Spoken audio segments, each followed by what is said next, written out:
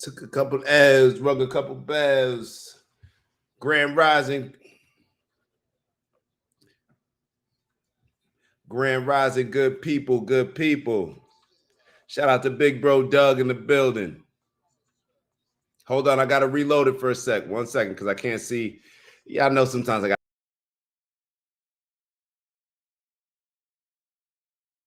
That's worthless, yes. All we do is impress. Put the work in, never mind all the stress. And you don't mind tests when you better than the rest. OG 101, it was all in the prep. Yeah, with some legends in the game. Grand Rising, good people. Yeah, everyone. Let me turn this down a little bit. We got a packed show for y'all today. We got a packed show. Shout out to Big Bro Doug. He is already in the building. We got a bunch of videos to get through. More of the shorter clips, I should say, but a lot to discuss. I don't know where we're gonna start. I don't know where we're gonna end, but we're gonna have a nice convo with y'all. I know we're gonna have a nice convo.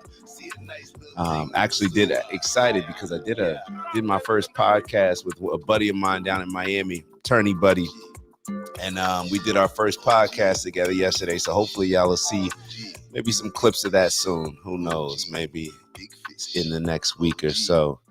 We shall figure it out. Let me turn this off real quick. How's everybody's weekend, man?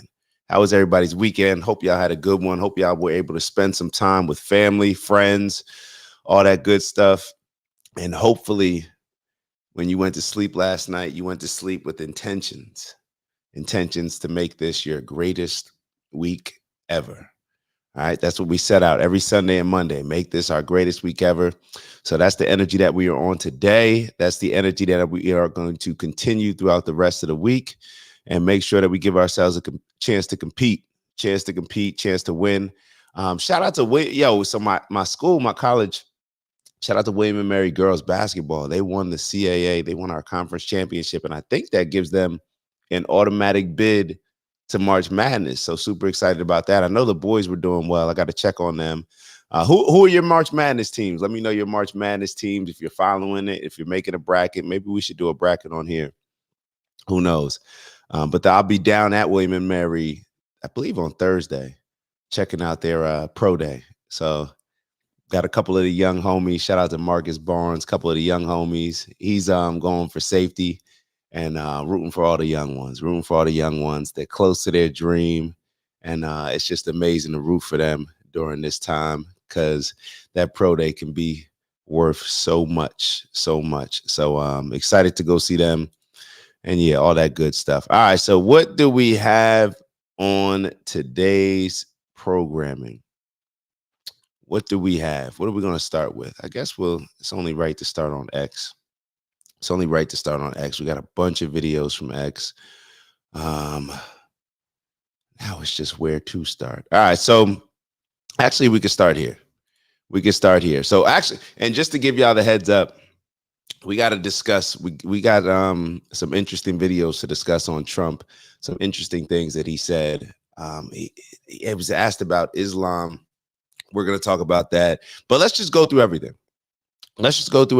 Why don't we start off with actually a couple different videos one from 2008, in which the Democrats last had a favorability rating above 60.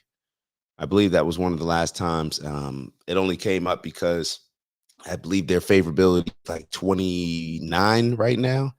So they're definitely going through something. But I want us to pay attention to the message that's being said, and it's being said by Hillary. So keep in mind, this is when they have a favorability rating above 60%. Listen to her message. Listen to who she sounds like when she's speaking. If she sounds like anybody, maybe you say she doesn't sound like anybody. Maybe you'll say she sounds. I'll let y'all hear it. Why program y'all? Let y'all get your own opinion on it. All right, so let me play this for you guys. You guys let me know your thoughts. I think we got to have tough conditions. Tell people to come out of the shadows. If they've committed a crime, deport them. No questions asked. They're gone. If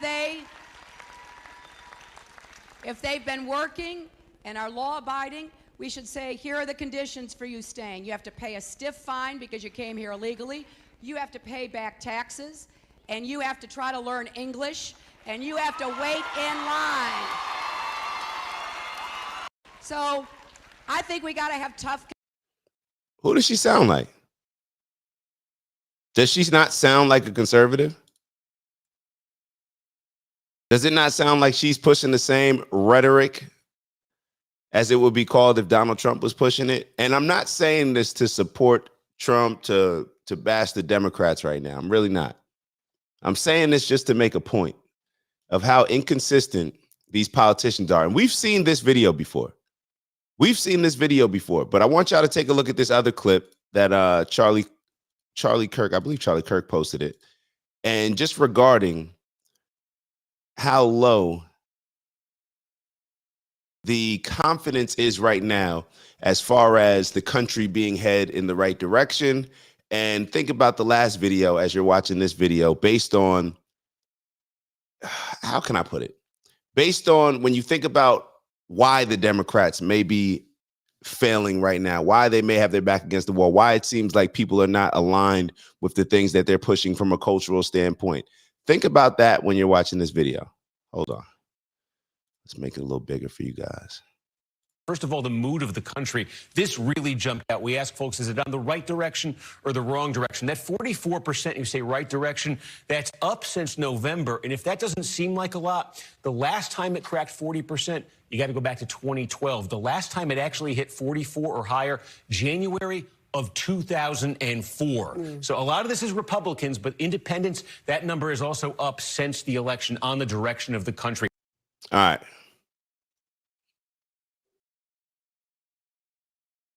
I think what it comes down to is a common sense approach to politics, doing what makes sense, doing what's practical. And I think that's why you have politicians right now like a Gavin Newsom, politicians even like Tim Walz, who just announced that he's doing this conservative town hall tour.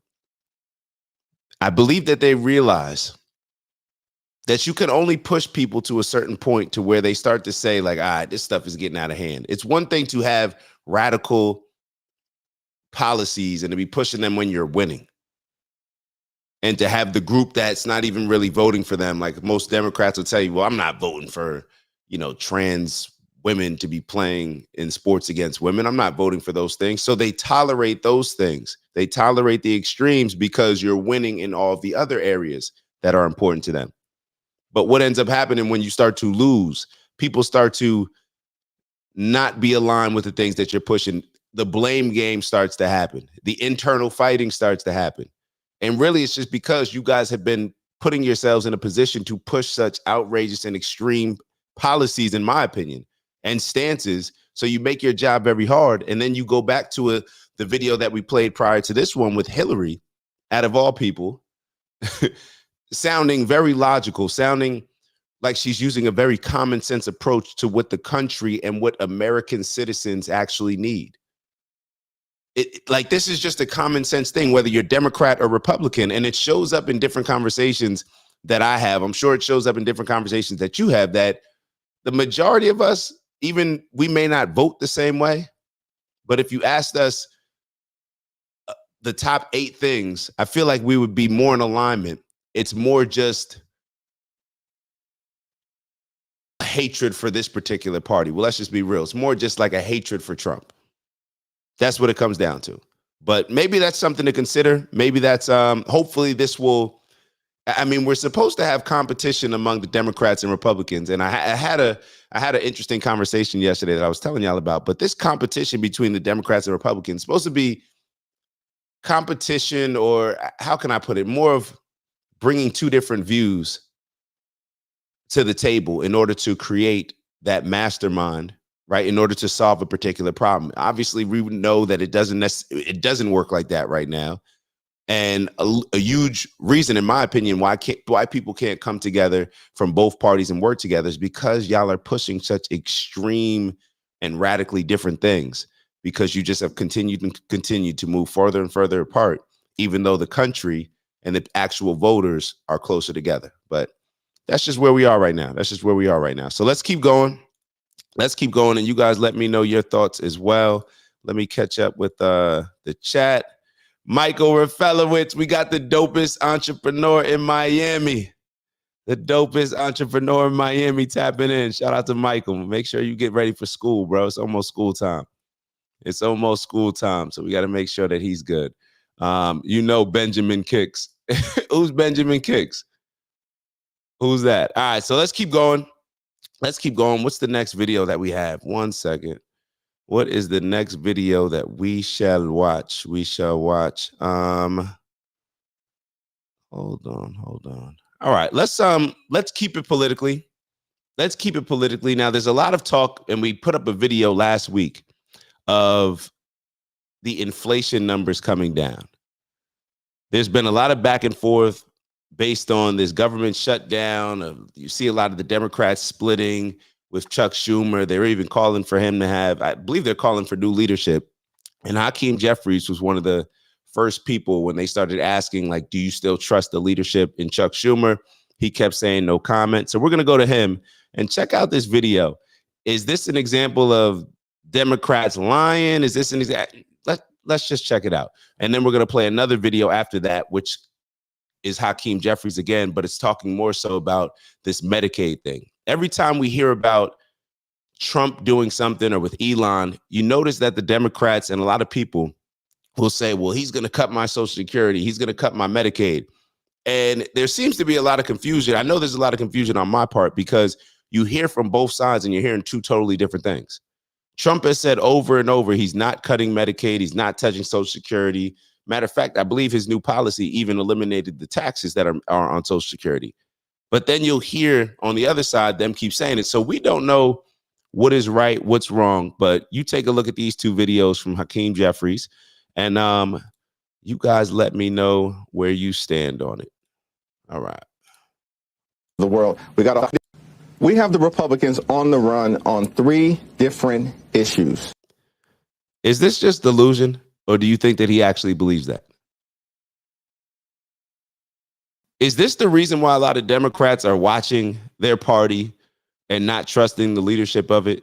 Why the favorability rating is so low? He jumps on and says we have the Republicans on the run. Most people looking at the current state of politics right now do not look at the Democrats as having the Republicans on the run. They literally just got bullied, a lot of people would say, into passing something that they did not want to pass, according to Chuck Schumer, just to keep the government open so they wouldn't look like the hypocrites. Because we know years ago when the shoe was on the other foot, they were saying that the Republicans were so irresponsible if they were going to allow a government shutdown to happen.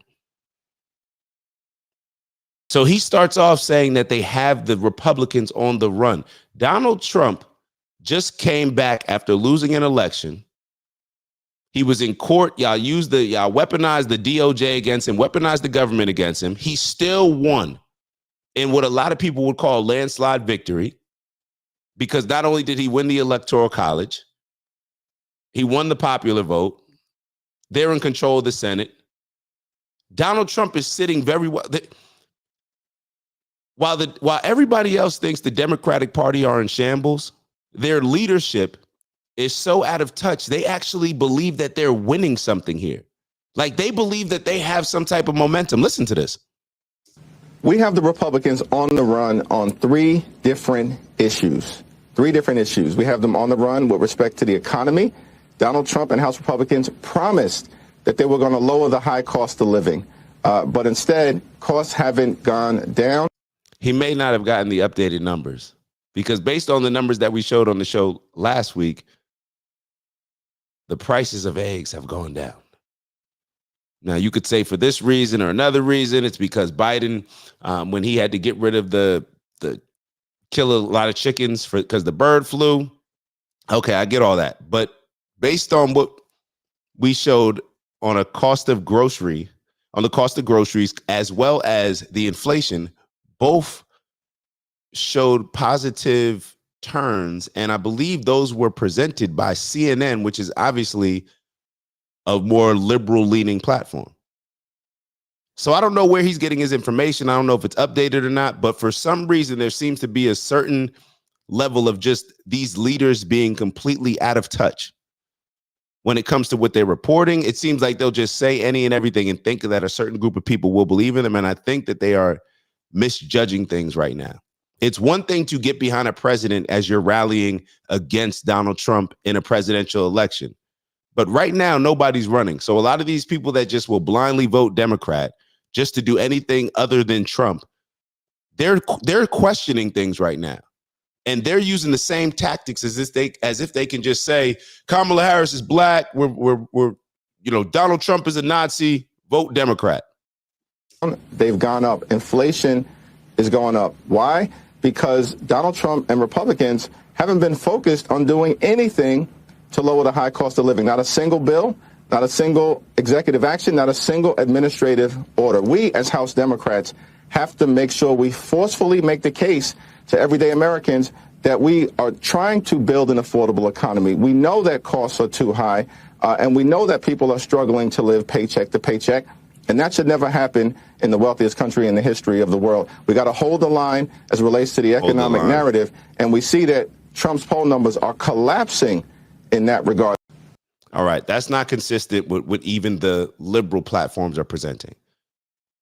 That's not consistent. We just showed, I believe, didn't the last video that we just showed the direction of the country, and how people are more so believing in the direction right now based on Donald Trump's leadership than their confidence in the Democratic Party and the direction of the country and what it was when Joe Biden was president?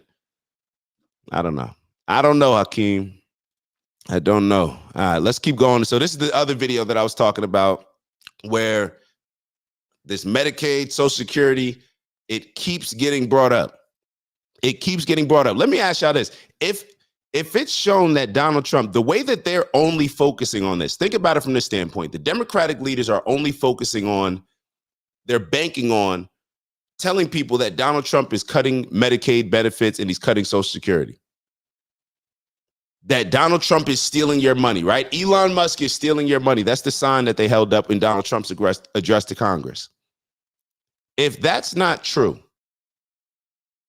what will the Democrats be running on?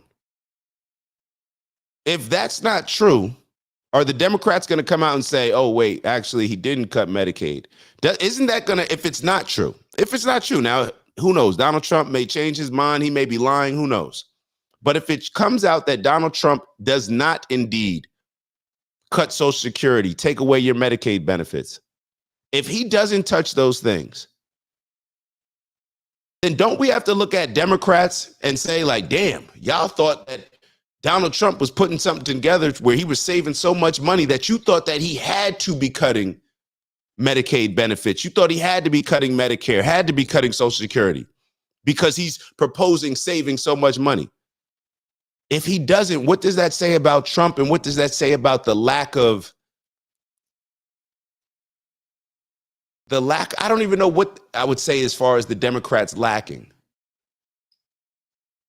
I would say maybe it just shows that Donald Trump is working with one of the greatest businessmen that we have in Elon Musk, and that maybe it's a smart thing to have a guy like Elon Musk on your team who's able to go in and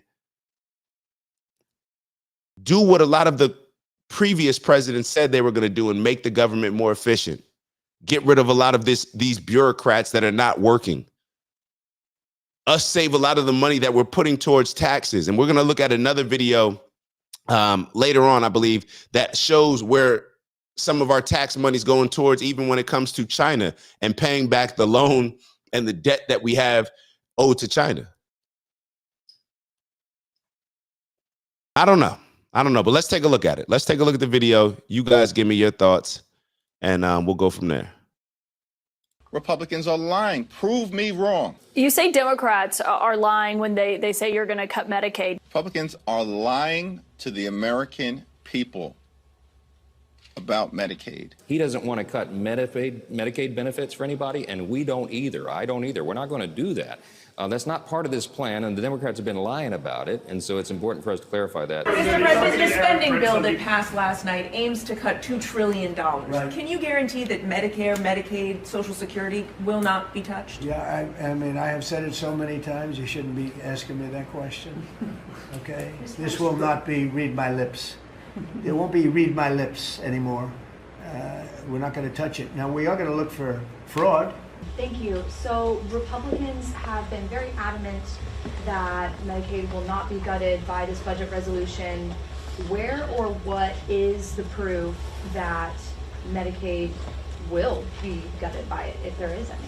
Republicans are lying to the American Who knows what to believe? people about Medicaid. The Republican budget authorizes up to $880 billion in cuts to Medicaid. All this attention is being paid to Medicaid because that's the Democrats' talking point. We're talking about a massive piece of legislation that looks at all of the fraud, waste, and abuse across the government.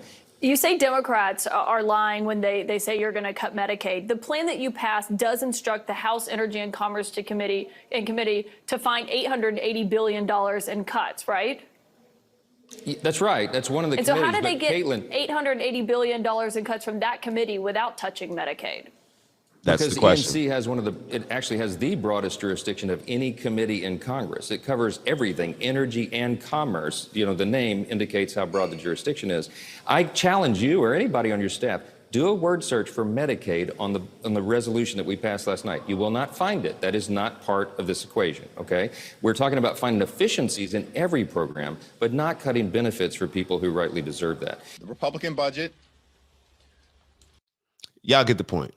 We don't need to keep playing more and more videos on that. It's just the back and forth. And this is maybe why a lot of us are not confident in the country right now in the direction that we're moving in, because we don't even know what to believe. We don't know what to believe. Do we think so? We just heard the speaker pretty much call out Caitlin Collins and say, like, hey, I challenge you and anybody on your staff to go do a word search of Medicaid in the resolution that they just passed. Now, does that mean that, you know, could they have cut something without using the words? I guess possibly. But the main point that I want to make is that if nobody on her staff as a journalist, if she's not going to actually look into that, I'm asking the same question, right? So I guess I gotta, now if I'm throwing myself in that journalist chair, I have to do my due diligence. I have to figure out how maybe I'm gonna do my word search. Matter of fact, I will do a word search of the new resolution. But that's kind of where it goes back to the title of this show. Is it too much information? Are we kind of being overwhelmed with all this information, everybody's opinion, including mine? Rather than us just actually looking at the stuff that they're passing, to the point where now we have journalists who are getting called out, and he did it in a nice way. He didn't really call her out, but he's like, have you even read the resolution? That's what I heard from it. Go through the resolution. You're asking me all these questions about Medicaid, what's going to be cut, Social Security, is Elon Musk stealing my money? Did you actually read the resolution? So I guess I got to take my own advice. So I'll definitely look into that. I'll do the word search. I can't say that I'm going to read the whole thing, but I'll definitely do the word search. All right, so next video. So we were just talking about when it comes to our money and what's being spent tax-wise. I thought this was an interesting video, and I think that this plays very well into the overall view on tariffs and why tariffs, and maybe I'll play that video next with Bill Maher, where this lady, I believe she was a former Democrat, and not that means anything, right? It is what it is, but she was schooling him on how the tariffs are supposed to work based on boosting the economy, boosting jobs, American jobs, and how that will be beneficial. So let's look at this video first. And then maybe if I'm remembering afterwards, we'll take a look at that one. If China owns $800 billion of U.S. debt, which they do, then of course the United States, as the borrower, has to pay interest, which means that you and I and everybody else gets to pay taxes every year that go to Washington, where they don't fund our roads or schools or hospitals. It's money that the United States government collects and sends to Beijing to pay interest on the debt. Think about that. Our biggest competitor, our biggest threat possibly, the country that we're always accusing of stealing our intellectual property, Y'all know how when COVID first came out, Donald Trump, China, yeah, that same country, the one that is supposed to be our biggest enemy, our biggest competitor, but the one that we rely on for importing most of our goods, most of our necessities. Y'all remember when we had a shortage on masks and we're relying on China to produce our mask? The same country that we supposedly can't trust in doing dealings with and whatever else, the same country that has a much bigger military than us, that's the country who we're deciding to fund. So the reason why I said there's a connection to tariffs, and we'll play the clip later. I found the clip. We'll play that clip next, I should say, where the lady's breaking down the benefits of tariffs and how it all comes together. This is why we have to be producing things in America. Does it make sense? Matter of fact, isn't this exactly how the rich get richer and make sure that the poor stay poor? They give you these loans, right? AKA credit cards, right? That's what the bank does. They give you these credit cards. These financial institutions, they'll give you a credit card, the people with the money, and they'll say, you can borrow this amount of money, but we're going to charge you interest. Now, the people who are borrowing the money, they're going to continue making that minimum payment, right? Minimum payment, because they're not making a real dent on paying off a substantial amount. So then what ends up happening? The richer keep getting richer. They keep collecting on the money that they put out.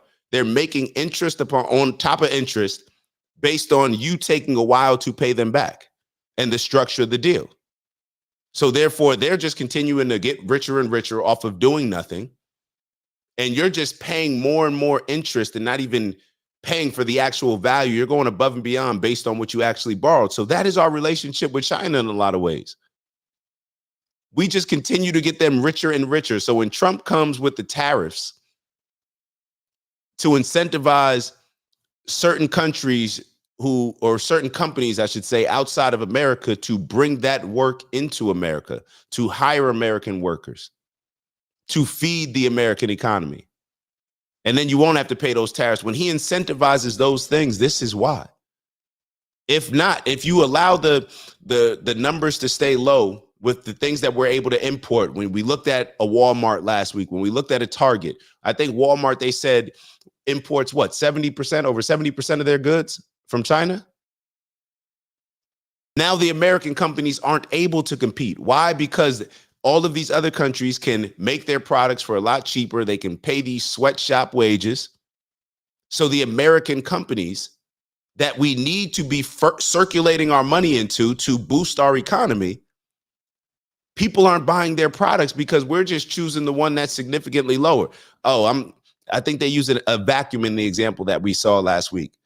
I'm going to pay either $140 or $170. It's just a vacuum. Most people not going on there and saying, hey, nah, that $30 is worth American made. Most of us aren't even paying attention to it. We're just going with the cheaper brand. We're looking at the specs. All right, cool. Looks about the same. Let's go with the cheaper one. It'll be here tomorrow. That's what ends up happening. So the tariffs, hopefully it does make those products more expensive. Hopefully those companies do try to offload that cost on the consumers. And the only reason why I'm saying that now, I would love for American companies to figure out how they can still have good margins and, you know, charge more competitive prices. I would love that, obviously, for everybody. However, just from a understanding that you can only pay, I mean, you got to still pay people to make a product. It still may make sense because we'll have less inflation and our dollar will go a longer way because we're stimulating and recirculating that money into our own economy.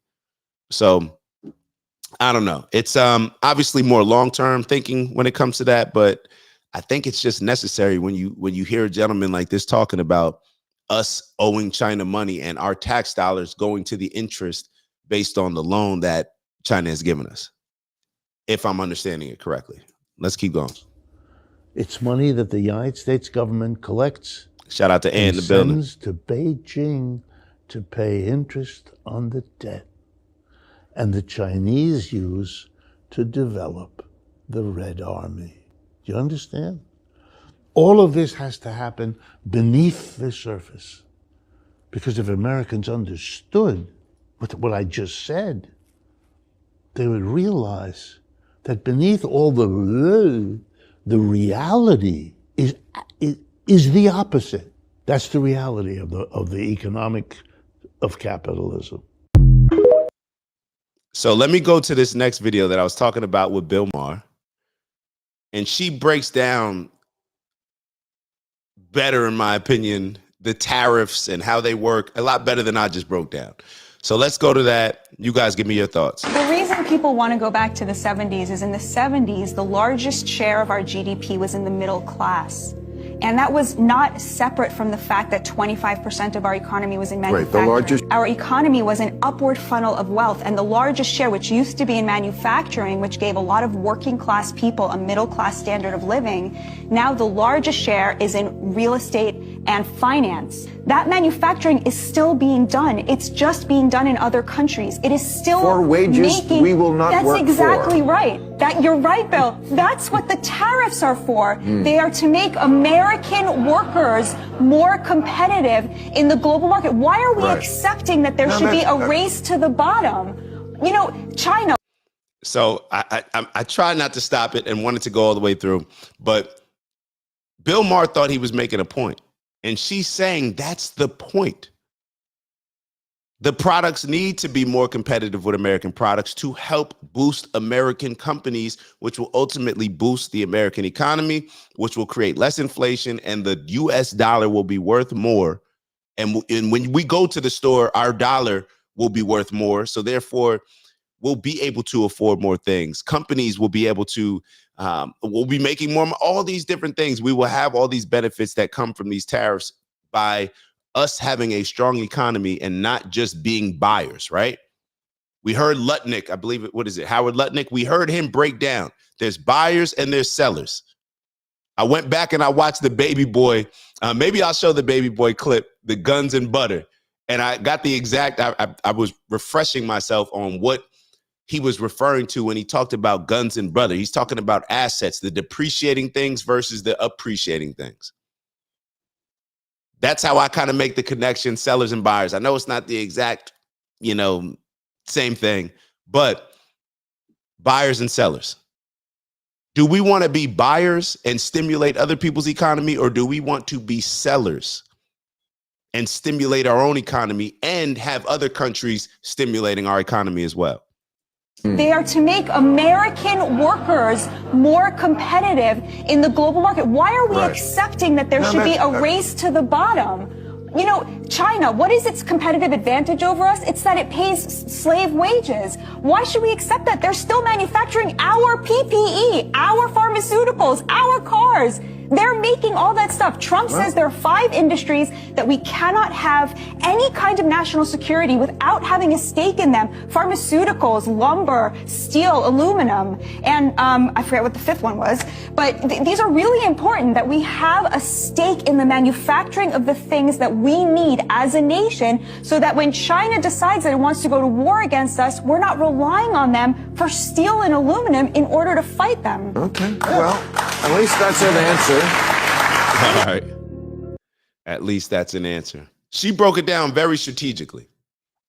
Very strategically. And I wish that, I guess I was going to say that I wish that Trump and his team would break it down as strategically as that. Maybe they do, maybe they don't. And maybe a lot of it is just when you hear somebody breaking something down that you already don't believe in, you already dislike the person who's actually giving you the message. Maybe that prevents a lot of us from gaining a true understanding on it. I'm not sure. But let's get into this next video on Speak of the Man. Speak of the Man, Donald Trump. He had some interesting things to say.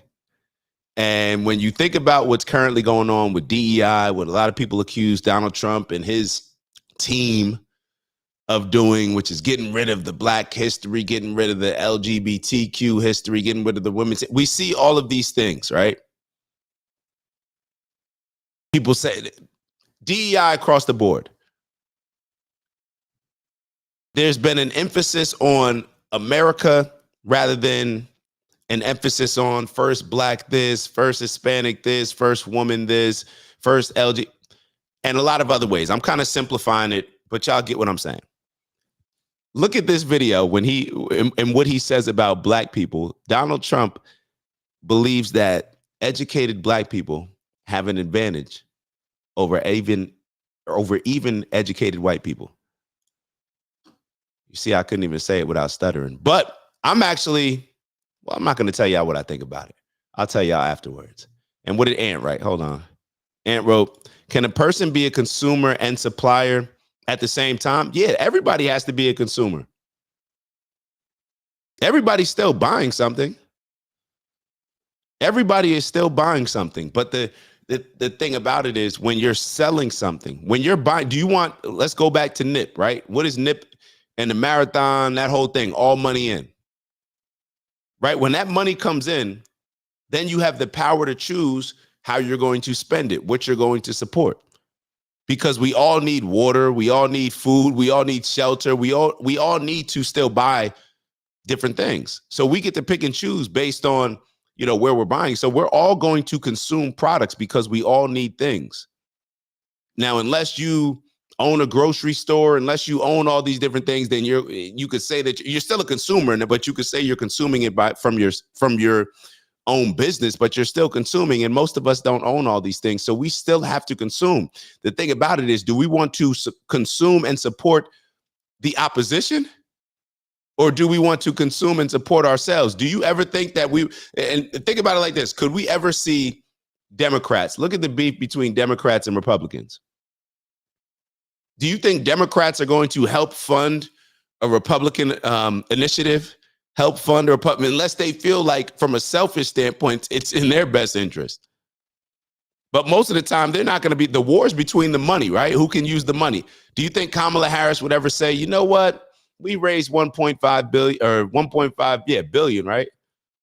We raised 1.5 billion, whatever it is. Trump only has about 400 million. Let's divvy it up a little bit, make it even. So Trump has about $1 billion and then I have about $1 billion.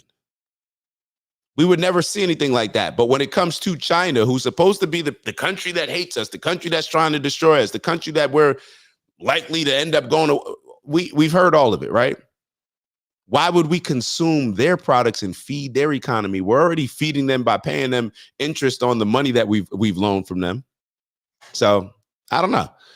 All right, let's keep going. Take a look at this video. I think today that a well-educated black person, male or female, has a tremendous advantage over a well-educated white person. And I felt that for a long time. And I hope that anybody in the audience that's black and is watching can hear me say this. And I'm talking now as a person that employs thousands and thousands of people. A well-educated black has a tremendous advantage over a well-educated white in terms of the job market. And I think sometimes a black may think that they don't really have the advantage or this or that, but in actuality, today, currently, it's a great, I've said on occasion, even about myself, if I was starting off today, I would love to be a well-educated black because I really believe they do have an actual advantage today. I think today that a well-educated... What are y'all thoughts? Is it insensitive? Is it racist? And you know what's funny? So I first saw this clip, I believe, on Instagram. I first saw this clip on Instagram and I went straight for the comments. And I was reading the comments and you were getting a little bit of everything. And I was saying how people receive this message and respond in these comments, in my opinion, this is my opinion, says a lot about our mindset. It says a lot about who we are. Now, I'm not saying that one way is, if you think this way, you're an idiot. If you think this way, I'm not saying any of that. But it just says a lot about it. Now, Charlemagne, I don't know why. When I heard this, I just thought about Charlemagne and his book. What was the name of Charlemagne's book? Hold on, let me look that up. What was the name of Charlemagne's book? It was something about black privilege, right? Hold Hold on. Charlemagne has a book. What was the name of Charlemagne's book? Oh, yeah, here it goes right here. Black Privilege. Opportunity comes to those who create it. A book called Black Privilege. Now, when Charlemagne put that book out, I don't think he got a lot of the backlash that he would probably get if he put it out right now. I don't think so. I'll be totally honest. Maybe he did get a lot of backlash. Maybe people were saying like, wait, what's black privilege? Like the nerve of you to act like somebody else has any form of privilege outside of white people.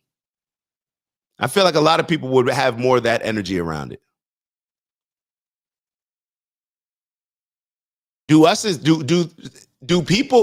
I guess my question would be, if you are black and you're listening, do you think that you have an advantage when it comes to you being educated versus somebody else being educated?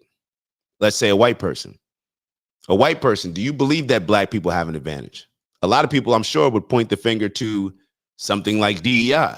A lot of people would point the finger to what a lot of these colleges, when you look at the scores and how a lot of Asian people feel that they're discriminated against. Why they have to score such higher scores compared to their white counterparts and black counterparts. I do believe this. I've said it before. I talked about it all the time. And I'm not saying from a, I believe, first off, I believe that everybody should have this mindset. I believe that everybody should have this mindset. But when it comes to exactly what he said, I've always believed that.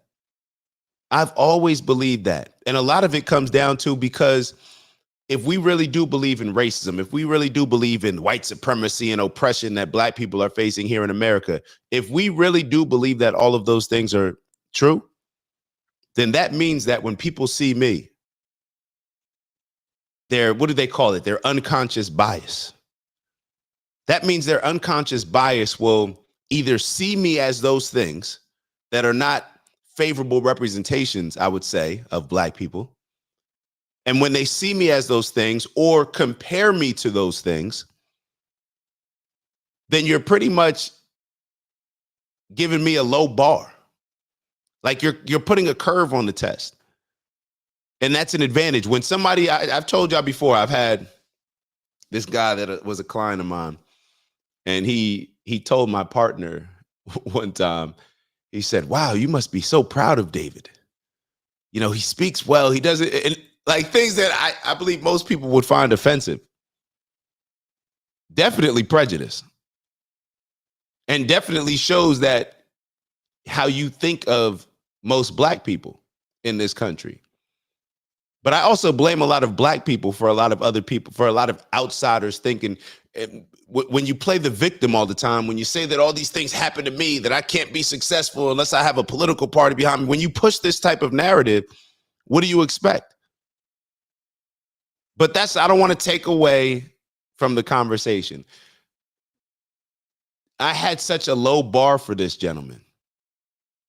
I told y'all, I relate everything to sports. If you go into a sport, if you go into a competitive environment in sports, in any environment, on the job, let's say you're competing for a position on the job and you're competing with another coworker, and that coworker doesn't think you're a good writer, doesn't think that you're a good worker, doesn't think that you're good at whatever tools and skills are necessary for you to be successful in that particular role that you're trying out for.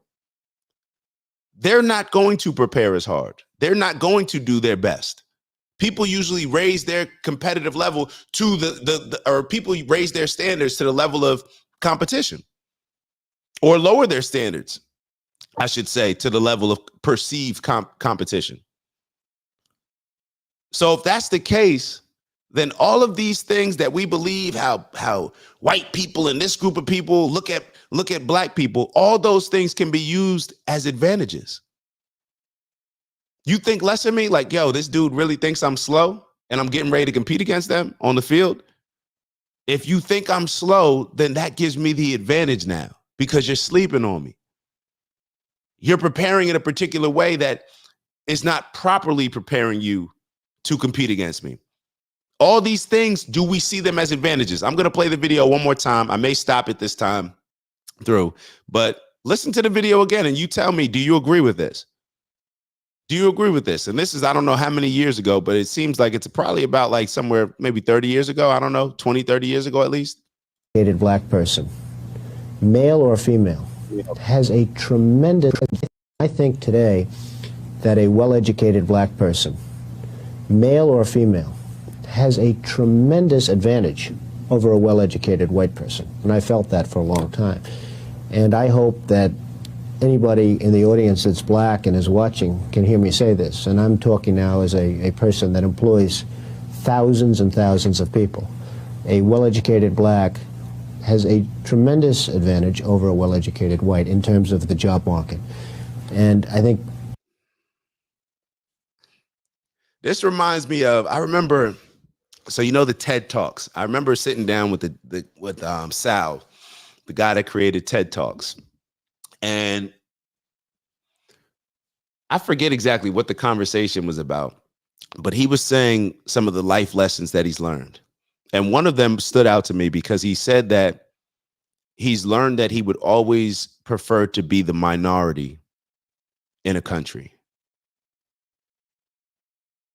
I'm not sure that I still understand exactly what he meant. But him saying that, because it threw me off so much and because I had so many questions on it, it shows that a lot of times our perception of something is not reality, or let's say that our reality, different realities can be perceived in different ways. Maybe that's the best way to say it. So my reality as a minority, I can perceive one way. His reality as a minority, I believe he's Jewish. His reality as a minority can be perceived a different way by him. Now we could say, well, there's a difference between a black minority and a Jewish minority. We could say all these things. Cool. I didn't get into the details of the conversation. I didn't have a follow-up question for him. I'm gonna be honest. Like I kind of just let it process, and like we were moving. There were so many other things being discussed, and I just said, you know what? I'm gonna sit with that one. Maybe I'll go back and follow up on that question later on when I think about it a little more. But the thing about it is there's always going to be advantages to whatever situations that we're in if we choose to see those advantages. If we choose to see them. Now, if we choose to see, oh, everything's happening to me, the world is happening to me, I'm a victim because I'm black, I can't get hired here. And if you choose to see the world that way, then I believe that more of your life will go in that direction. That's the energy that you're going to be putting out. So therefore, a lot of that stuff's going to be coming back your way. But if we choose to see that every single perceived negative about us, we can flip very easily and finesse it into a positive. And it can be used as a big advantage over all those people that can only see it as a negative. That would just be my opinion on it. Let's sometimes a black may think that they don't really have the advantage, in the building. But in actuality, today, currently, it's a great. I've said on occasion, even about myself, if I was starting off today, I would love to be a well-educated black because I really believe they do have an actual advantage today. I think today that a well-educated. We're gonna move on to. I mean, with that video, I mean. Like I said, just think about it throughout the day. Maybe it's cool to do your own little individual case study. Do your own individual case study. It's no different than like this. Let's just simplify it to this. Remember when you used to, y'all ever race? Like that was a big thing at recess or gym or just in school. Who was the fastest in school? And you'd race. Now, if you're getting ready to race somebody, if I'm getting ready to race somebody, I don't even care if it's duck, duck, goose. If we're playing duck, duck, goose, if I get chosen, if somebody taps on me who I know I'm way faster than, I'm going to take it easy. I'm not going to go as hard. You know what I mean? That's not the cool thing to do. But now if somebody taps on me that I know is real fast and it's a competitive situation, I'm out the gate. I'm out the gate because it's a different mindset. I know I have to bring more to the table. So like I said, every perceived disadvantage, every perceived negative, let's flip it and let it become a positive and an advantage for us. And I believe that that's what he's discussing.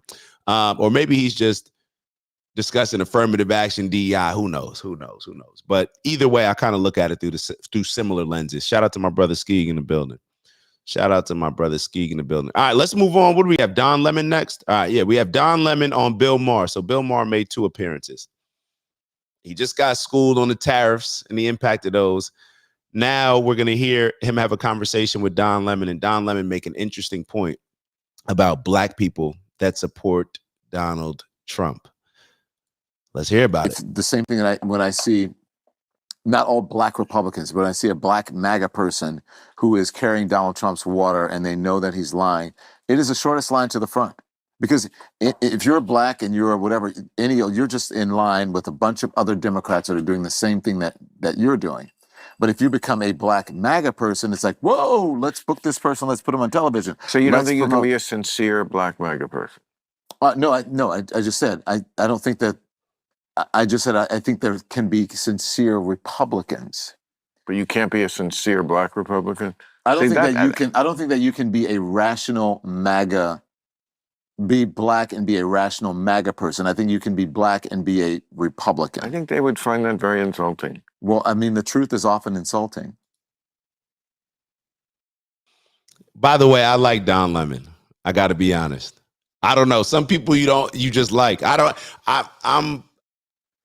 Actually, I was going to say I'm pretty sure that Don Lemon and I don't agree on a lot, but I actually don't believe that, especially when you go back and look at some of Don Lemon's earlier work where he was seen as, in my opinion, as somebody that would more so call black people out. I remember he did a segment on pulling up your pants, keeping the neighborhoods clean. I think I forget exactly what he was saying. I think he got in trouble for it.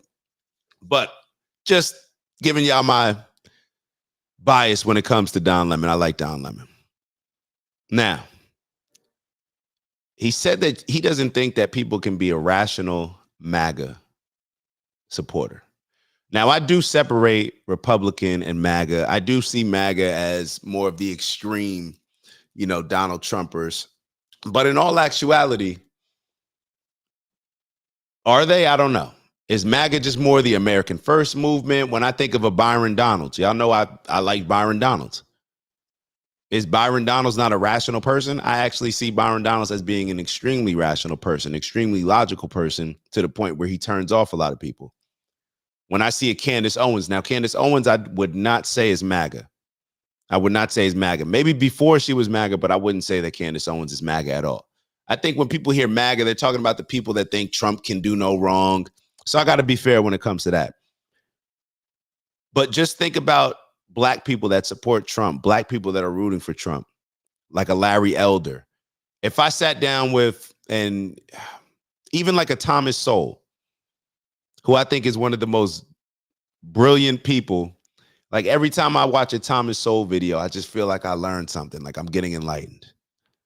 Now, Thomas Sowell supported, I believe he voted for Donald Trump. He supported him in a lot of different videos and stuff based on his outlook. I think that it can become a bit dangerous, or I don't even want to say if it's dangerous. I don't even want to use a word like that. But I think that when we categorize people as far as you can't be a rational MAGA person who's black, then you're using the same prejudice that you don't like being used against you.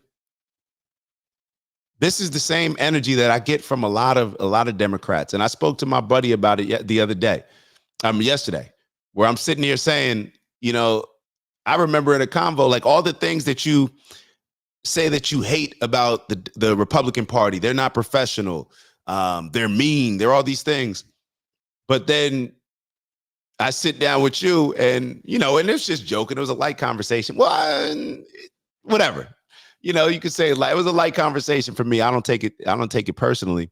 But when you say that something like, oh, if you voted for Trump, you're an idiot. And you're a Democrat and you're the one that's crying and I threw in the crying word, but complaining about how unprofessional the Republicans are and how mean and cruel they are. But then you make a statement like that.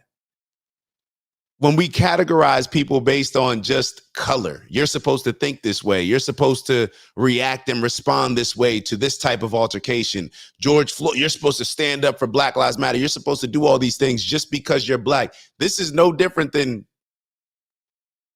Joe Biden telling Charlemagne, you ain't black if you don't vote for me. Don Lemon, as a black person, he's telling people that pretty much if you are a MAGA supporter, if you're a MAGA, if you're Team Trump, if you're America First, then that means that you're just not a rational person. You're not a logical person. And you know what he means by that? You're not an intelligent person. That's what he's trying to say. Now, a lot of people will say these things. See, to me, I think it's dangerous, maybe for a different reason. And that's why I was hesitant to use the word dangerous. But the reason why I think it is because it just dumbs down our ability to think and process things for ourselves and to be free thinkers. It's just, oh, you're that, so you're perceived as that. You're over here, you should be in that category. You should think like that. You should think like that. Instead of, and this is what happens. This is why Joe Biden and the Democrats feel that they don't have to do anything for particular groups because they'll just continue to vote for them. Because you have people like Don Lemon saying exactly what he just said, who will just categorize you based on your race, put you in a box, and just say, oh, you can't be a rational person. So I don't know. A lot of people may think this. But what I think, it does more harm, because now, rather than you being a rational free thinker and being able to process things objectively and call out your own party when they're doing something extreme that you do not align with, so you don't have the Democrats running around here pushing a lot of the things that they're pushing, to the point where it's like you're lucky that people are even supporting y'all with the crazy stuff that y'all are pushing. But when you don't challenge them and hold them to the fire and hold them accountable of doing better and moving in a more rational and practical direction, but instead you just box people in based on race, to me, I think that holds us back. But I may be wrong. It is what it is. All right, next video. I told y'all we're moving today. I said, you know what? We're going to have a nice little pace today. This video, interesting. Tell me what you think about this. Elon Musk re-X'd it, retweeted it, whatever you want to call it. And it was based on the Department of Education. Now, a lot of people have been calling out Elon Musk, getting rid of the Department of Education, Donald Trump. It's a heritage platform. It's Project 2025. Whatever. The Department of Education is failing our kids. Our kids are not performing at the high level that you would believe that the greatest country in the world would be performing at. And take a look at this video and you give me your thoughts. Let's just leave it at that. Let's look at the Department of Education. The federal Department of Education has a budget of about $280 billion a year. Less than 25% goes to educating our students. So where does the other $220 billion go? It goes to a bureaucracy. It goes to a consultant, and that consultant then donates money back to the Democrats, and then it goes to a different consultant, and then it goes to an NGO. I mean, it is money laundering and money churning at its absolute best, and you can look at almost every single agency and you will find it.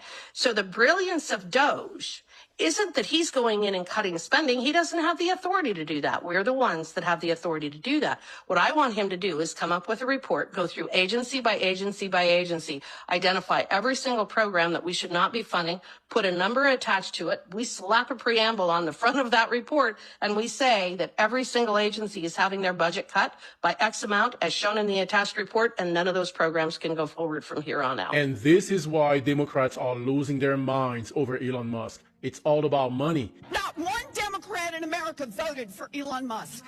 Elon Musk is seizing the power that belongs to the American people. We are here to fight back. All right, I just had to play that more for my own entertainment. I was going to cut it off, but this is the Democratic Party right here. This is the Democratic Party. Take a picture, get a screenshot. This is the Democratic Party right here. And we wonder why a lot of young men are leaving the Democratic Party.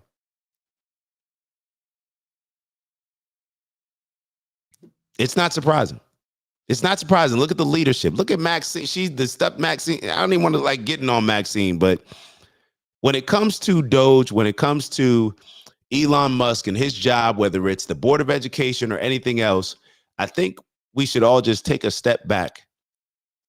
Take a step back and go and think back to the times where all of us have complained about our taxes, where our tax dollars are going to. Complain about this government not working efficiently. Now it's the same people who were complaining about the government. Now, when the other side decides to come in and do something about the complaints that both sides have been having, now it becomes an issue.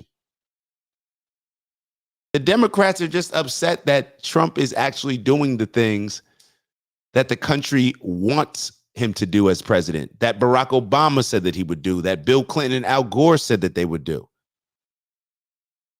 He is just following through on the things that they said they would do, and the Democrats know that that is a very dangerous thing, because all it does is highlight the lack of integrity when it comes to following through with certain things that the Democrats have said that they want to do, or it shows that they either they're not competent enough, or they don't have the courage to do so. We don't know. All I know is that they haven't done it. Elon is doing it. Now we can argue about, whether he should, what did they say? He should be using a scalpel instead of he's using a chainsaw. We can argue about all that stuff, but how can the people who said they would do something, who never did it, then be the ones sitting out here with the armchair quarterback? You never played quarterback. You never played football. You said that you were playing. You lied about it, didn't do it. And now you're the one critiquing the person that's actually doing the job. Oh, I don't like how they did it. Strange times we're living in. Strange times we're living in. All right, let's move on. What do we have next? I gotta bash my boy Trump, man. I gotta come at my boy Trump for this next video.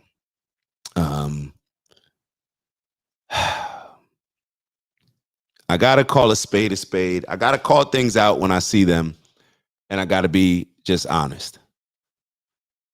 I gotta be honest. I don't like this. I don't like this one bit. I'm gonna play the video and then get your thoughts on it. And we're moving fast today, so trying to be efficient. But let me play this video for y'all. Y'all let me know what your thoughts are. Hates us. Do you think Islam is at war with the West?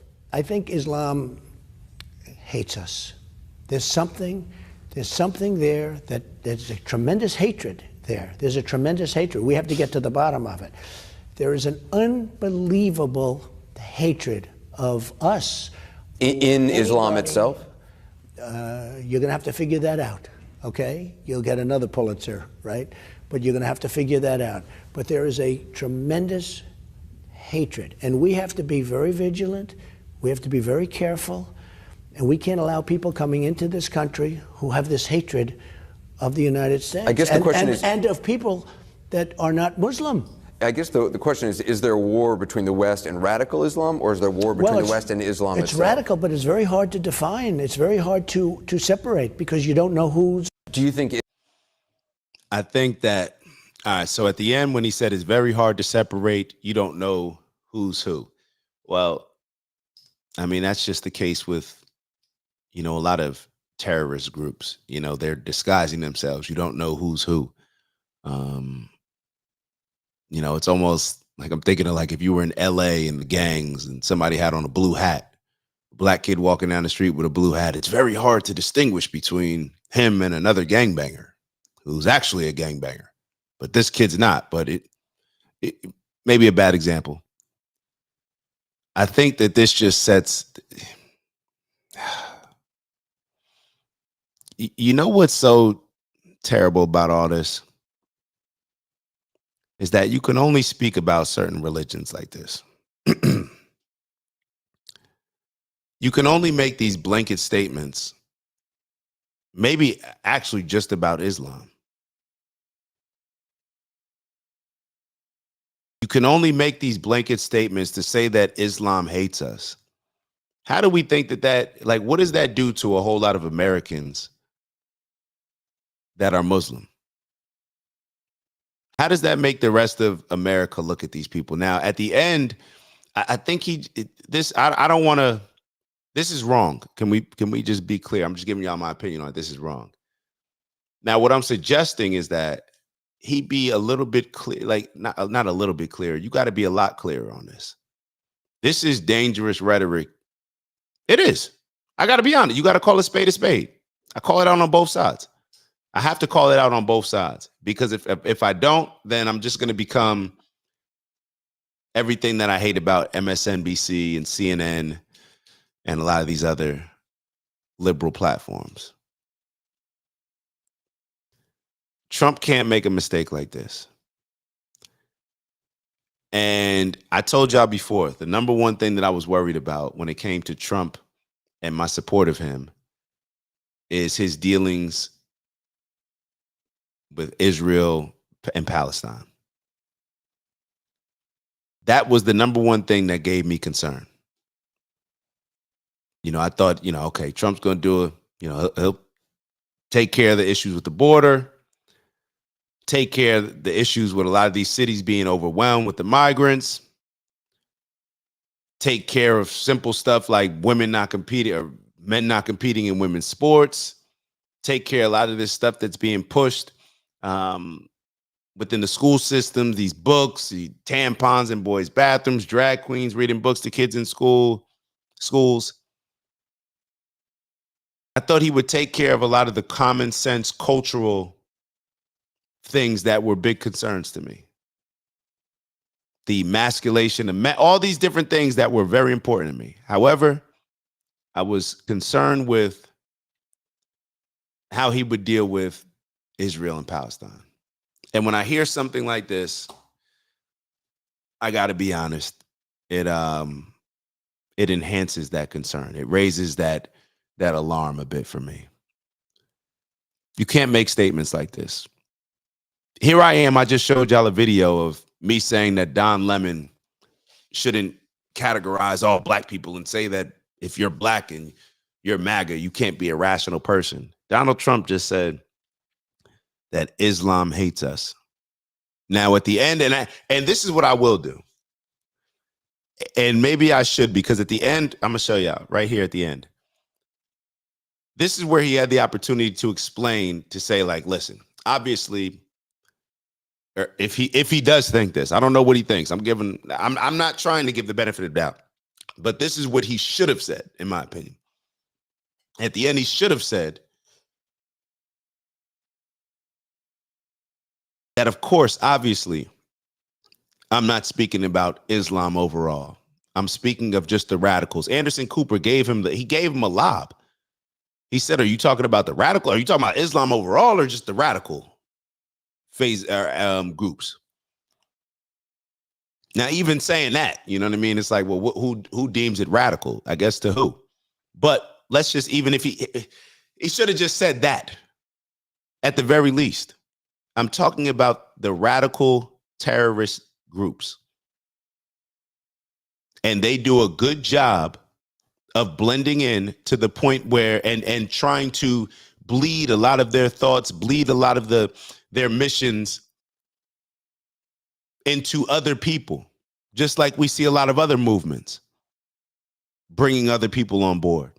So therefore, it presents different challenges to us from the radical groups. But he should have just kept it on radical groups. And we'll listen to it again. But this is at the end where I think, and maybe, I'm not even going to say maybe, but you want to know why I have to say maybe is because it's because of the very fine people on both sides. Once I saw how they presented that, and 2 sentences later, he was very clear on that situation. I don't want to get into it.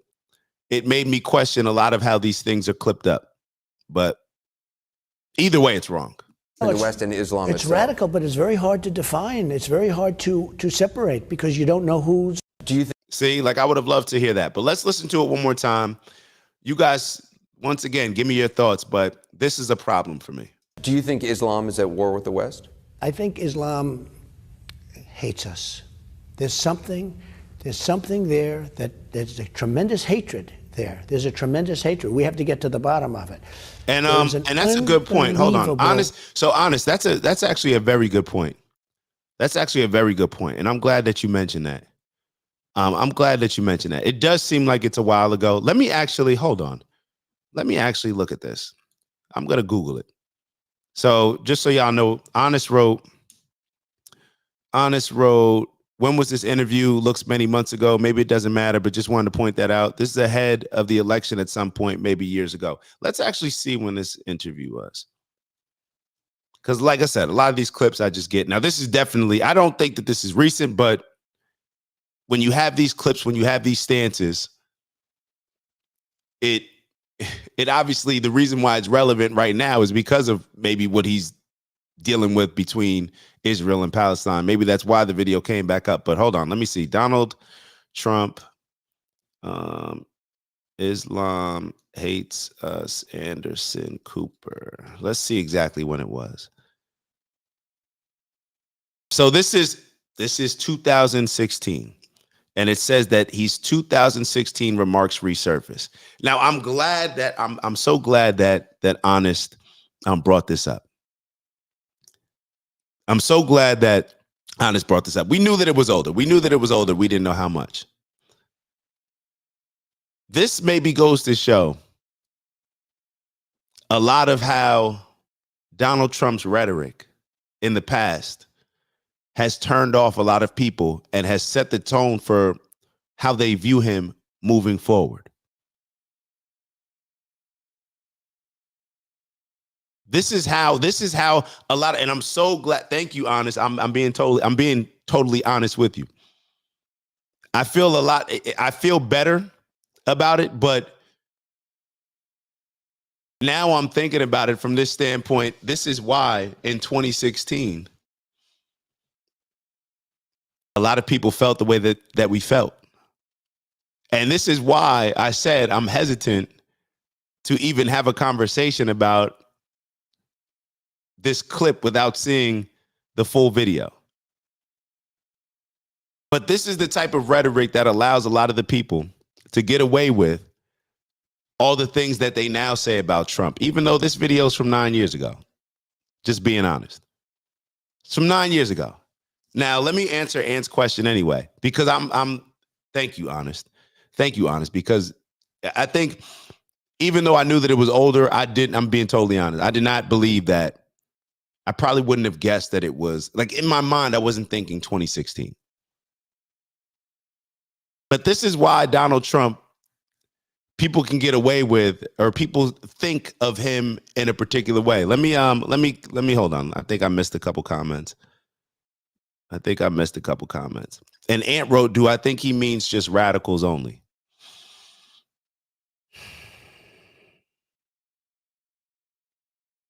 Do I think he meant just radicals only? I think that he meant exactly what he said.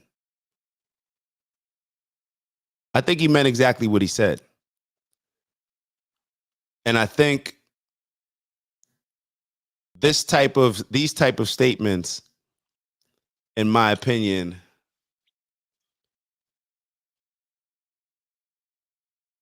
it shows how prejudiced the majority of us are. You know, prejudice is just a real thing. And we were even having a conversation yesterday that most prejudices are true. Like a lot of the way people prejudge and the way people think, like a lot of that is based on let me say this. A lot of it's based on your own experience and perception of something. But I would have to take him at his word, Ant. I'm gonna be honest. I would have to take him at his word, especially knowing that it was then. And this is why a lot of the stuff, when you saying very fine people on both, this is why we got tricked, and this is why I got tricked on a lot of this stuff. I'm being honest. And now I can't stop saying honest. Queez wrote, honest, keeping the show honest. Facts, Honest. Thank you for that. Why are there so many terrorists that gate America? They know something we do not. Why are there so many terrorists that gate? I'm like, gate. Yo, you know what? All right, so let me kind of remove this for a second. That is a good question, Ant. Like, why do so many terrorists gate, and he's replacing the G with the H? America. They know something we do not. We were having a conversation yesterday about how a lot of military people, or if military people, get radicalized when they go overseas and they're committing certain crimes, or let me say that, when they're doing certain things for the Americans as a part of the military says, shoot these people, drop these bombs, do whatever.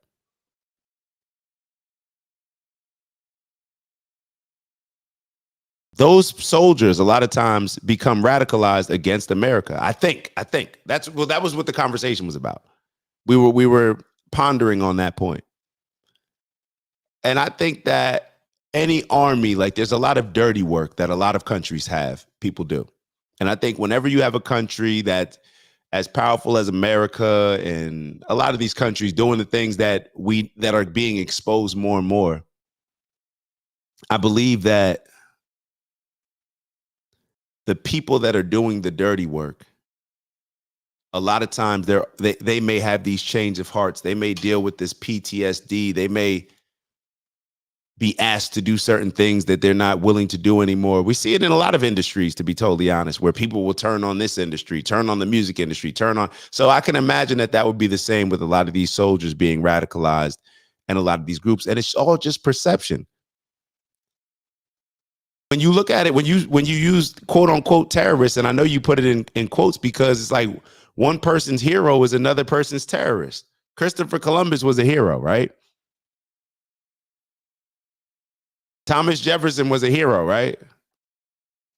A lot of these people, depending on who you ask, they would say that they brought a lot of terror to people's lives. So, and Honest Road is important because of events then compared to now. No, it's definitely important. It's definitely important. And just as I'm thinking about that video,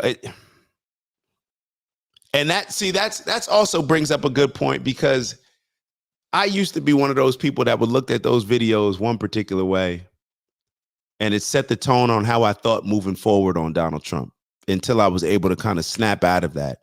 And maybe that's what a lot of people are still experiencing now. Maybe that's what a lot of people are still experiencing now. So let's keep going. And Queez wrote, right, those feelings about him do stem from a place. And I'm glad that I get reminded by it, Queez, to be totally honest. I'm glad that I get reminded by it, because when I have these conversations, you know what ends up happening? I'm completely, when I got turned off by the Democratic Party, I completely desensitized myself, maybe from a lot of things that previously would have triggered me. I desensitized myself. I look back and I said, because I'll be honest, when it came to 2016, people that voted for Trump, I was one of those people. I'm like, yo, how y'all voting for this dude pushing all this division, this racist? I was one of those people. And now when I have these conversations with a lot of people that continue to vote Democrat, this is a reminder to give them some grace. Because of what Queez just wrote, those feelings do stem from a place. And a lot of times, once you say certain things, once you show your intent in one particular area, it's hard for us to now look at something a different way. It's hard for a lot of people who still dislike Trump to see him any other way than in that video clip that we just showed. Even with it being from 2016. Now, I don't know. Maybe some people will look at it and say, all right, that was from 2016. Clearly, he's shown some changes. But then when I connect it to what's happening right now,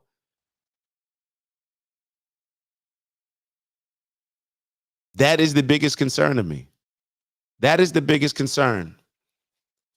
If a president is going to look at an entire religion, an entire group, when you're responsible for moderating and maybe figuring out a solution to a very bad war. And now we know what your previous mindset is, because I've never heard Donald Trump speak in that light when it comes to other religious groups. And Queez wrote this, Donald Trump deserved grace for this. Queez, and that's the thing, deserve, I don't know. Deserve, I don't know. I think that people are allowed to change their stances, but I can't say that I think he deserves grace for it. I think it's hard for you to deserve grace from making such a strong comment like that. I'm gonna be totally honest. I think it's on him to now just move forward in a way that maybe doesn't illustrate that type of mindset based on his actions. But I mean, it's hard. Can you change that mentality? I mean, what do you think, Queez? I really don't know. I really don't know. Now, I personally, I'm telling y'all,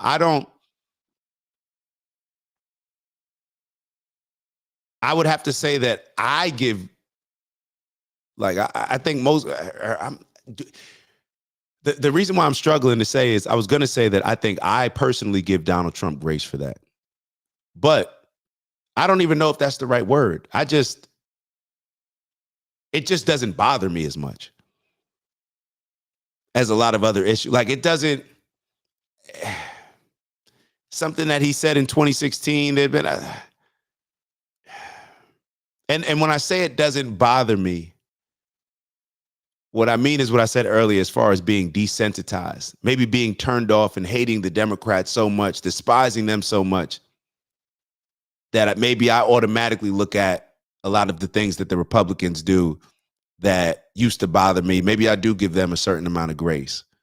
But that's on Donald Trump. That's on Donald Trump to show in his actions, in my opinion. That's on Donald Trump to show in his actions. Now, Donald Trump has come out and challenged some of the rabbis, saying you got to wrap this war up. It's got to be done. So he did say some of those things. But then when you watch like the Trump Gaza and stuff like that, then it makes you, you know what I mean? Like we gotta keep these receipts. And just like, hold up, we can't act like we didn't play a video from 2008 on Hillary Clinton and on this exact show. So I can't sit here and act like I didn't play a video from 2008. Now we knew that we said it was from 2008. We played the video from 2008 on Hillary Clinton, showing how a lot of the hypocrisy and showing how they sound very similar to a lot of the America First approach and a more conservative approach, or what's seen as conservative right now. And we're comparing them we're holding them accountable to those words by comparing it to the stuff that they're now saying. Queez wrote, I don't think he deserves grace for that. And exactly, his actions could possibly change that. Yeah, I think we on the same page. Like it is what it is, bro. I don't like grace or not. You need to we just judging you based on how you move forward from this point. And that's on you to maybe make up for some of that stuff. So, all right. So we're, yeah. That was good though. That was good. Shout out to Honest for reminding us or making me look up exactly when that video was from, because it does provide more context to it, regardless of whether or not we decide to give him grace for it. But those type of things, yeah, I got an issue with those type of things. All right, so this may be, I think we have maybe one or two more videos. I saw this video. This is, I think, our dude Brandon Lehman. Yeah, he had make sure y'all check out Brandon Lehman's page. He's dope. He's got some good videos up. I love matter of fact, I'm jealous of his studio. I'm jealous of bro's studio. He got a cool little setup and does some good videos. He actually was at some of the Turning Point he's at some of the Turning Point events where they debate the college students. I'll be honest, man. I'd be a little nervous, man, debating those college kids, man. I wouldn't want to say anything. You get, the live debates with the kids, man. I can go left, but no, that seems like a fun thing to do. All joking aside, that seems like, I guess it could be a fun thing to do. It's just cool. It's just fun to hear other people's perspectives, to give your perspectives, and to have to respond in real time with things that support your stance on certain things. But let's take a look at this video. He's been highlighting a lot of the approval ratings by both the Democrats as well as the Republicans, bringing up a lot of these polls that show how the country's feeling about the direction of the country. Let's take a look at this video. It's a little bit longer. We're not going to go through everything, but at certain points, I think that we should pay attention to, and would love to get your thoughts on it. So we'll start that now. Representative of Texas, by the way, one of the places impacted the worst by the illegal immigration crisis, actually defending bringing back gang members. Watch. To deport undocumented Venezuelans that the administration say are dangerous individuals with ties to the gang Tren de Aragua. That gang is obviously associated with a lot of crime, human trafficking, drug dealing, theft, shootings, including in your state of Texas, right outside of your congressional district. Do you agree with this? And if not, what's your issue with the U.S. using any tool at its disposal to remove undocumented, violent people from this country? Well, my argument is that we already have tools that are available to remove undocumented, violent people from our country. And so the idea that you want to go into a zombie law, this is kind of like what we saw in Arizona when they decided to revive a zombie law around abortion. It is the fact that we can't trust this administration to actually use a scalpel, but instead they love to use a butcher knife on things. And so giving them this wide latitude to just kind of go across and just claim that anybody is anything is wrong. And so we do have courts, we do have processes, we do have laws, and we should just go ahead and use those. It is stances like that that are contributing to the extreme unpopularity of the Democrats. These people... And even, I agree with what he just said. Why are we even debating about this? Like, why are we even forced to have this conversation? There was a video, matter of fact, I should play the video. Hold on. There was a video with Stephen A. Smith and talking to Tom Homan. Let me see. Do I have that video? Stephen A. Smith is talking to Tom Homan. Let me see if I have that video, because he breaks down, and maybe we'll just play it after this. But he's talking to Tom Homan. Tom Homan's breaking down why, in his opinion, Joe Biden wanted to bring a lot of the migrants here. So they would count on a census, so that way they would allow certain states to have more representation. Hopefully those people who end up becoming voters, their kids, and even them, and with the state and local elections, ultimately, maybe eventually with the presidential election, it was a strategy for them to bring more Democratic voters in. So when I say, why do we even have to have this conversation? I'm saying, why is this an issue? And maybe reminding ourselves why it's an issue, because Joe Biden, the Democrats, for whatever reason, felt that it was a good thing, to bring in a lot of people, even though our cities, our country does not have the infrastructure to take care of a lot of these people. And we're already in, what, $36 trillion worth of debt? So we're already in $36 trillion worth of debt, and Joe Biden and the Democrats believe that this is just a great time to just incentivize people to come here. Don't worry, we'll take care of you. We'll pay for your food. We'll pay for your housing. We'll get y'all set up with a job. We'll even create some dope programs that y'all can help y'all buy homes, all these different things. All of these different things. Why were they doing it? Do we think, and this is the whole mindset, well, Democrats are they're just nicer to brown and black people. Why were they doing these things? It's clear. Why were they strategically putting them in certain places to hopefully get more Democrats in those particular areas? This is why they were trying to just bring in voters. That's it. They were just trying to bring in voters. Let's keep going. Hold on. I want to see if I can find this Stephen A. video, because I think it's just a good video that highlights Tom Homan and his discussion. Hold on. If I can find it very quickly, then cool. If not, I'll just play it for you guys later. No worries. Let me scroll a couple more, see if I see it.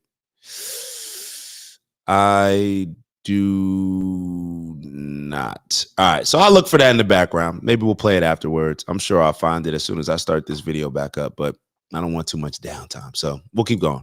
People are so Trump deranged, they're so anti-Trump, that not standing for children who are surviving brain cancer wasn't enough. They had to stoop even lower. They are fighting for the rights, if you can even call it that, of violent illegal immigrant gang. members. All right. So, of course, I told y'all I found it. Let me play that clip that I was telling y'all about real quickly. And I just want y'all to hear from Tom Homan. I thought it was relevant. I think it's relevant to the conversation. Let's hear it from Tom Homan. Have you received any kind of explanation as to why former President Biden literally went? And the reason why, let me set the table one more time. Why are we forced to have this debate? That's why I asked the question, why are we forced to have this debate? We'll sit here and the Democrats will argue and say, oh, they're doing it the wrong way. They're getting rid of it. Do y'all even acknowledge the fact that y'all created the problem and that you strategically created the problem out of selfishness for your party and prioritizing your party above the American people? Like, are we going to take any accountability with that? Maybe not. Against what former President Barack Obama did during his presidency? And the numbers show he actually I'm with that. Deported more immigrants out of this country than Trump did. Yet Biden comes into office in 2020 and he went completely against what Obama had done. You ever received intel explanation as to why he did that? You know, that's a great question. You're the first ones to ask me that question, right? Now, I surmise, I have an opinion that I think this administration thought these millions of people are going to be future Democratic voters. But one of the things Biden also did, in addition to destroying all the programs we put in place to give us the most secure border, he overturned the Trump census rule, which means millions of people they've released in sanctuary cities will be counted in the next census, which is going to result in what? More seats in House for the Dems. So I truly believe they saw future political benefit from this. But you're exactly right. And I've said this. Why do I think he did it on purpose? Because Joe Biden was vice president under Barack Obama when he had those record removals. Alejandro Mayorkas was a deputy secretary under Obama when he had those removals. And we had families. We had thousands of families coming across the border every day. How did we stop it? We built family residential centers. We held them long enough to see a judge. 90% lost a case, 90%. So we put them in an airplane, send them home, border numbers tanked. So both those men knew how we solved that crisis. When they came back in, as now the secretary and the president, what did they do? The complete opposite. They didn't detain, they released. They didn't make them see a judge, and they weren't removing them. So I don't know if y'all peeped that. I don't even know if I peeped it the first time. But what he's saying is that they already knew, Biden knew exactly how to solve this problem. He had already solved it with Barack, who now it's known that he deported far more people than Donald Trump. So he knew how to solve the problem. So once again, we're put in a position where that we always talk about intelligent people doing things that just don't make sense. Intelligent people making decisions and doing things that just don't make sense. You already solved this problem. You already aced this math question. You already got this question right. Now later on in the test, you get it wrong. Or on the next test, it was a simple question. You figured out, you put a lot of time, effort, and energy into studying. You already figured this out. You know it now. But then you not only get it wrong, but you do the opposite. It just doesn't make any sense. So in my opinion, I'm to the point where I know in my head, I know. Now, of course, you could say, well, how do you know? But I have a strong feeling that I strongly agree with this. This was strategic. Most of the things that are done are strategic. I think it's a little bit naive of us to think that these people are just dumb. How did you fix it then? And then you didn't. No, I think that it's all strategic. And it's all of these smaller actions are typically based on a larger play. So they did the complete opposite of what they knew worked under President Obama. All right, so let's keep going with Brandon Lehman's video. We'll watch a little bit more of that before we wrap up. So Trump had 3 planes chock full of violent gang members en route to El Salvador because El Salvador's president said, we'll happily take these guys, put them in our maximum security prison. And let me just make sure that I catch up with the comments. So yeah, and let's talk about that studio for sure. Zappa wrote, it was all done by design. It was done to try and create one party rule in the country. They failed. I agree. They failed. and let them be our problem. And mid-flight, this Obama activist judge issues a ruling trying to get these planes to turn around. Spoiler alert, they did land in El Salvador, but it prompted the president of El Salvador to post this on X. He said, oopsies, too late. I mean, I don't know what else to do but laugh at that. Please smash the like button if you— All right, so for all y'all that are not familiar with what he's talking about, so, and I have another clip that shows, I think he may even show some of the clips on here. But Trump, they got rid of these people that they suspected or, confirmed in their mind.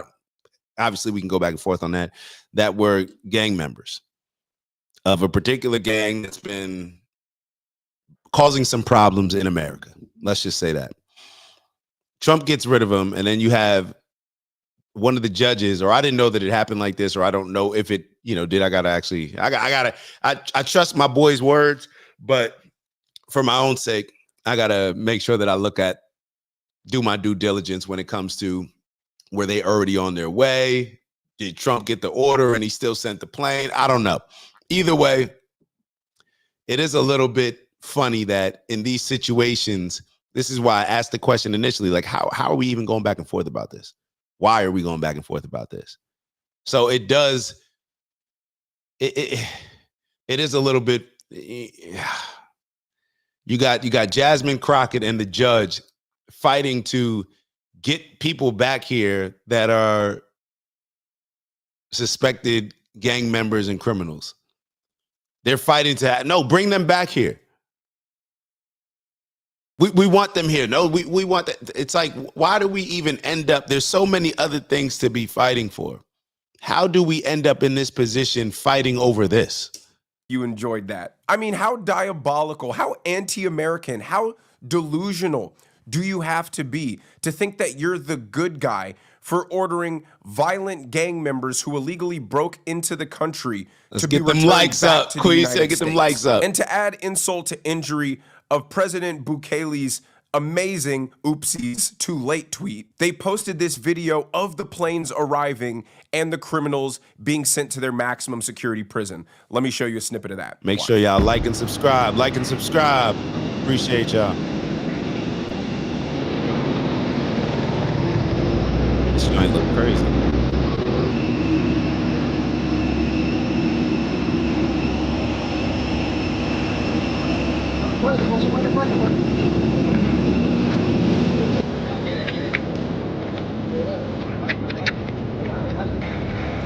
Isn't it funny how, and make sure y'all like and subscribe, but isn't it funny how, I'm sorry, I just thought about this because we were having a conversation about the whole Me Too movement and how Me Too was a movement that you assumed guilt rather than innocence, right? You questioning if saying anything about whether or not the woman was telling the truth in the Me Too movement, you questioning anything got you in trouble. That was the whole point behind the Me Too movement. Believe all women, right? So it's just funny to me how that Democratic leaning, liberal leaning mindset now is so compassionate for these people as far as innocent until guilty, having their day in court before we perceive them as guilty. It's just interesting how all this stuff, and I know I shouldn't be connecting all these dots. One doesn't always have to do with the other. Sometimes these things just come to my mind and I just share them with y'all. Sorry.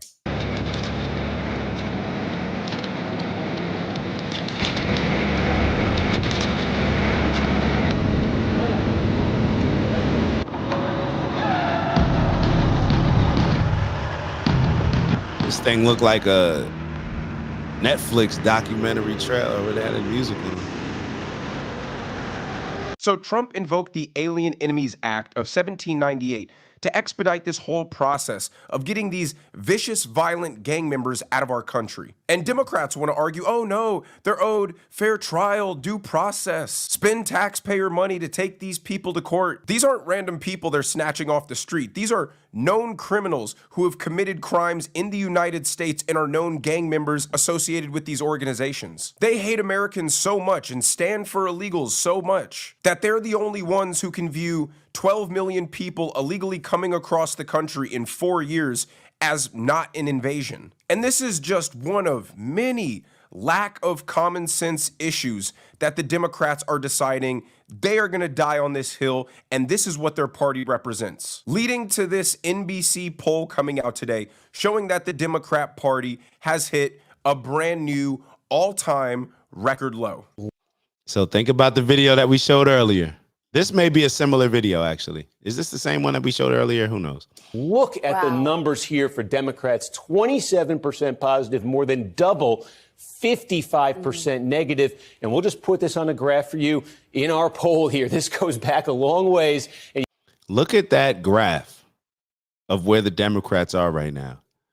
And you got Hakeem Jeffries talking about the Democrats have the Republicans on the run. Like, he's literally the guy in the locker room. We're getting blown out by 50. And he's sitting here like, yo, we cut it to 45 or they missed their last shot. I know it went up to 52, but they missed their last shot. They're getting tired. They're getting cold now. We got them on the run. It's like, bro, yeah, they're getting tired. The guy just dropped 40 points on us. Like, you can see the trend line for both parties. This is what's happened to the Democrats since the election. That is astonishing, Steve. That's an historic low, right? That is in more than 30 years of this poll. We've never seen either party. And it looks like the feelings towards both political parties are down a bit. But I'm just not surprised with Trump's going down based on the things that he's looking to implement, the things that how aggressively he's solving a lot of these problems. I'm not surprised that the Republican numbers went down. I'm not. Party hit a number this low in terms of... Hey, but let the Democrats tell it, they just have a messaging problem. They've somehow convinced themselves that every position that they're taking All right, we'll watch one is more somehow clip. Exactly what the American people want. And then we'll get out of here. Record low. Our new NBC News poll, as you just saw, shows the Democratic Party at an all-time low approval rating. Why do you think Democrats are failing to connect with Americans at this critical moment of urgency, which you describe? Well, it's what I just talked about. I mean, I think Americans want the Democratic Party to stand up and fight and to take risks. Listen, I understand that had we gone into a shutdown, even for a handful of days, it would have been difficult, but it would have sent a message that the Democratic Party is not going to be bullied by Donald Trump. We are not going to let them write spending bills unilaterally that cut programs for people we care about, that give the president new and extraordinary power. I think Democrats in this country, but I think the broad middle of the public as well, want to see our party fighting in exceptional ways. That is the conversation that has to happen inside of the Democratic Party, inside our caucus. And if we don't get that right, if we continue to work with Republicans, if we continue to hand Donald Trump more power, we are going to lose our democracy. So even though ever since Donald Trump was inaugurated, the Democrat approval rating has been on a steady free fall, which correlates directly to their anti-Trump, opposed Trump stance, they still assume that the American people want them to fight. And this is my thing with the Democrats. You're supposed to be the party of the people. You're supposed to be a party of the people. You're supposed to respect the will of the people. What the people let y'all know that this is the direction that we want to head in. This is what you're supposed to represent. But when the people are clearly showing that they have no confidence in y'all, y'all are still going up here as aggressive as ever. You would think that that would be a time, hey, why don't we step away from the cameras a little bit? Why don't we reflect? Why don't we figure out the direction that we want to go in? Why don't we set some new foundational values and principles? Why don't we create our own plan and vision for the future moving forward? Maybe we'll call it Project 2026. I don't know. But for them to be the party of democracy and be so out of touch with the actual people to the point where it's just obnoxious. The arrogance to call yourself the party of the people, and the people are clearly letting y'all know that they're not approving of the things that you're doing. They're not approving of your leadership. Nobody likes y'all. Nobody likes y'all.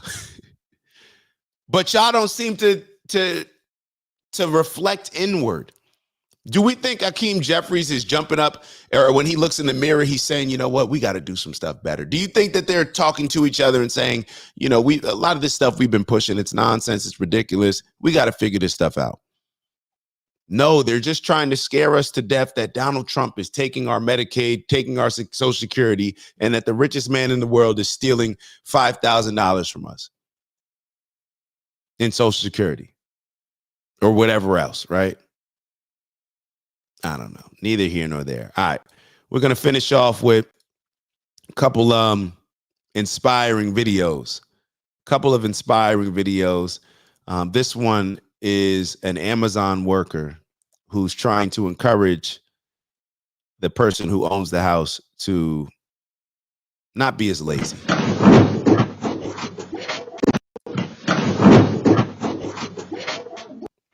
Been waiting on this day to tell you. Do I need to replay from the beginning? What are y'all doing if this happens? What are y'all doing? You see, they got all the boxes lined up, and look at this. This is ignorant.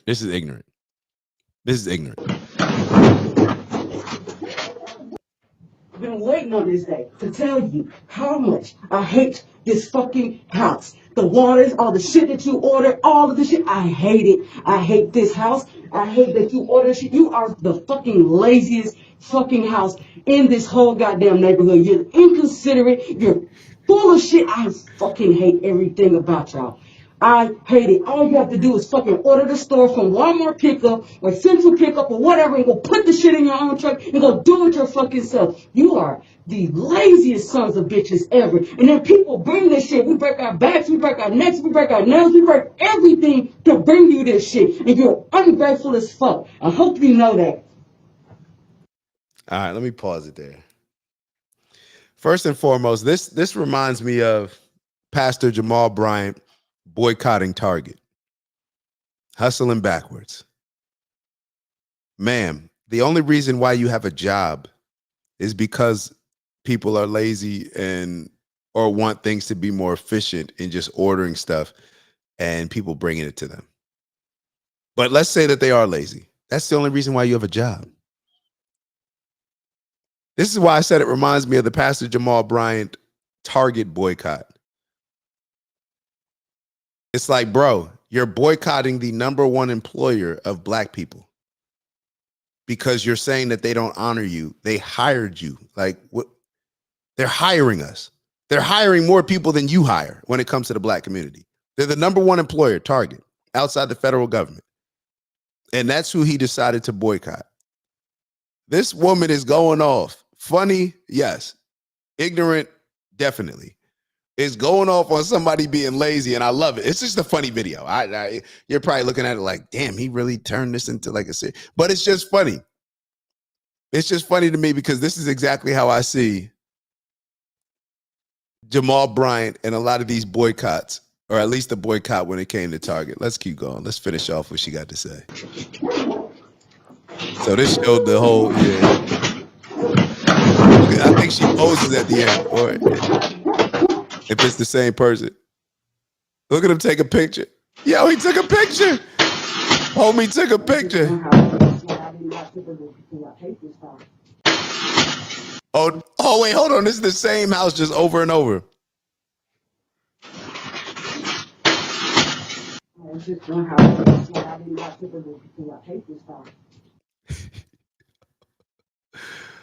Oh, man. All right, we got one more video for y'all. One more video. We're going to take a look at what's going on in the Bronx. You know, we always got to tap in with the Bronx in New York City. But I think this is focusing on the Bronx. Yeah, this is definitely Bronx behavior. This is definitely the Bronx. All right, let me stop. Let's take a look. We'll finish off with this one. Who's the ungrateful one? Right, Joy? That's what I'm saying. I'm like, damn, like, you must not like your job.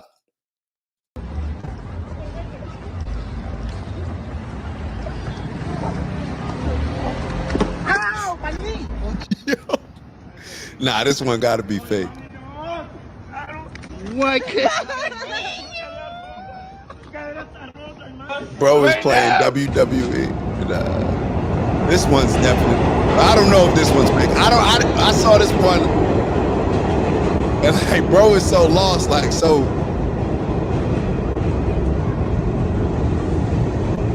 Yo, I don't know about that last one. I don't know about the last one. What are y'all doing if somebody hits? First of all, whose wrestling move was this? Which one was this? I don't know. I forget all my WWF, WWE, WCW. I forget all those. My wrestling days. Was everybody addicted to wrestling at one point? I don't know. Matter of fact, it's 9:55.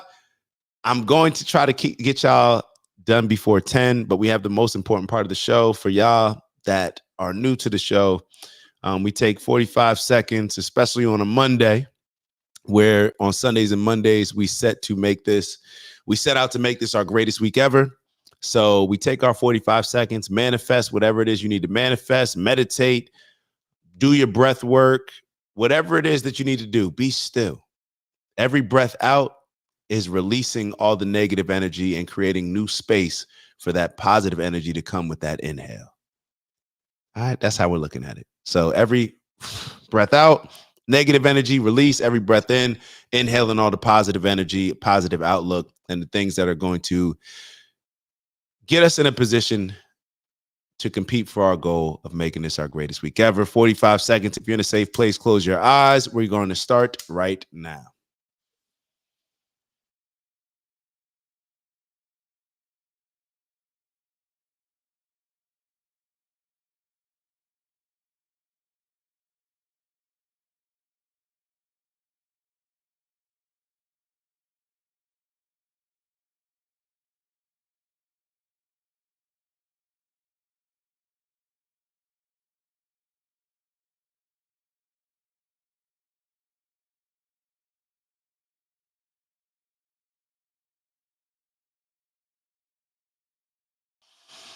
All right, one last deep breath out.